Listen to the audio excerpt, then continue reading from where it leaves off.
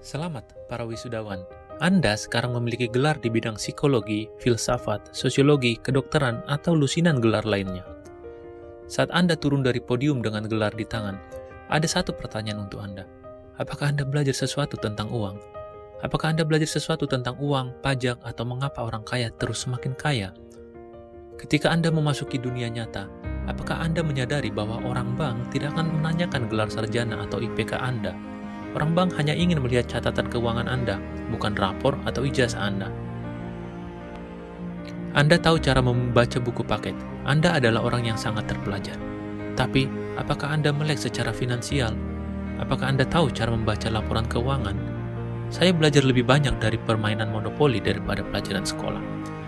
Setelah lulus semua mata pelajaran sekolah atau universitas, seberapa tinggi IQ keuangan Anda? Saya rasa untuk sebagian besar Anda, jawabannya adalah, saya tidak tahu. Sebagian dari Anda mungkin menjawab, saya tidak peduli. Pada hari kelulusan, yang Anda mungkin pikirkan hanyalah membuat perbedaan di dunia. Namun, jika Anda tidak peduli dengan uang tidak akan peduli dengan Anda. Dan Anda mungkin akan berakhir di rumah kecil milik orang tua Anda. Di dunia nyata, uang selalu menjadi masalah. Jika Anda tidak punya uang, itu adalah masalah. Robert T. Kiyosaki lahir dan dibesarkan di Hawaii. Dia terkenal karena Rich Dad Poor Dad, buku paling populer tentang pendidikan keuangan yang pernah diterbitkan. Ayah Robert yang miskin adalah ayah kandungnya, ayah biologisnya. Seorang yang sangat cerdas, berpendidikan tinggi, bergelar doktor, dan kepala pendidikan di negara bagian Hawaii. Namun ia hanya tahu sedikit tentang uang. Ayah angkat Robert yang kaya raya adalah ayah dari sahabatnya. Ayah angkat yang kaya tidak pernah bersekolah tinggi, apalagi kuliah. Ketika ayah angkat yang berusia 13 tahun, orang tuanya meninggal dan dia harus mengambil alih bisnis keluarganya. Ayah kaya mendapatkan pendidikan yang sesungguhnya dari dunia bisnis. Meskipun ayah angkat yang kaya tidak memiliki pendidikan akademis formal, dia memahami dunia uang dan menjadi orang kaya.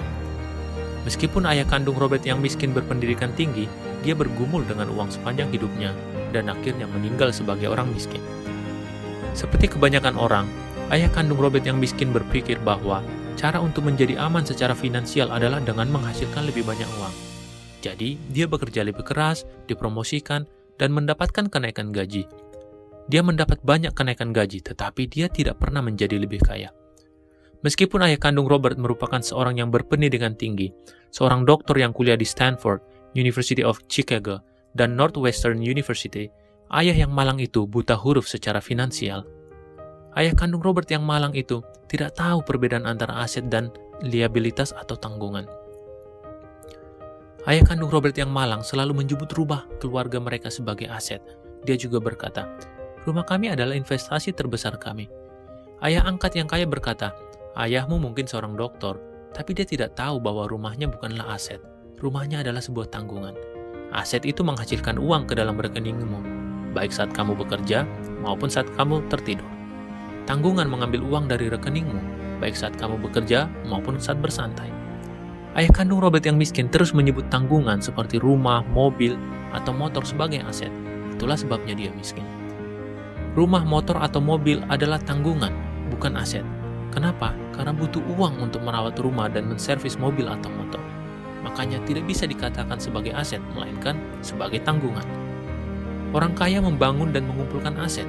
Orang miskin dan kelas menengah memiliki tanggungan yang mereka anggap sebagai aset. Jika Anda mau menerima pemikiran ini, maka Anda akan memulai perjalanan menuju kebebasan finansial. Tetapi jika Anda menolaknya, Anda akan menjadi seperti ayah kandung Robert yang miskin. Jika Anda menolak konsep ini, tidak mengherankan jika Anda ikut-ikutan berkata, pemerintah harus kasih dana bansos setiap bulan ke semua orang miskin. Perawatan kesehatan adalah hak asasi manusia, jadi harusnya BPJS itu gratis. Kenakan pajak lebih besar kepada orang kaya. Ide pemikiran seperti ini kelihatannya enak didengar buat orang miskin yang tidak mau berusaha. Mengapa? Karena mereka mengajarkan Anda untuk menyalahkan orang lain atas masalah keuangan Anda. Anda berpikir bahwa Anda adalah korban dari sistem keuangan di negara ini. Dan ada solusi yang mudah, ambil saja uang daripada orang kaya dan berikan kepada mereka yang miskin. Itulah yang dipercayai oleh ayah kandung Robert yang miskin. Inilah sebuah ironi.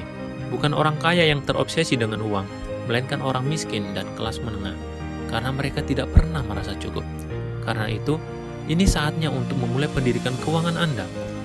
Ada sebuah kata bijak dari ayah angkat Robert yang kaya raya itu, seperti ini bunyinya. Anda tidak akan pernah memiliki kebebasan sejati sampai Anda memiliki kebebasan finansial. Maka, mulailah mengejar kebebasan finansial itu sekarang.